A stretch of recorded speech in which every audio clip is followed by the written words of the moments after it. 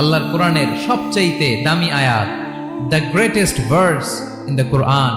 উবাই ibn Kab রাদিয়াল্লাহু তাআলা আনহুকে বিষ্ণু সাল্লাল্লাহু আলাইহি ওয়াসাল্লাম জিজ্ঞেস করলেন, উবাই বলো তো কোরআনের কোন আয়াতটা সবচেয়ে সেরা? উবাই জানেন, তারপরে বললেন আল্লাহু ওয়া রাসূলুহু আ'লাম, আল্লাহ রাসূল ভালো জানেন। দেখেন কত বিনয়ী ছিলেন সাহাবারা, জেনেও উত্তর দিতে চাইতেন না, ভাবতেন না জানি বিষ্ণুনবী নতুন কিছু আমাদেরকে জানায়। বিষ্ণুনবী আবার বললেন, তুমি কি জানো কোরআনের সবচেয়ে শ্রেষ্ঠ আয়াত কোনটা?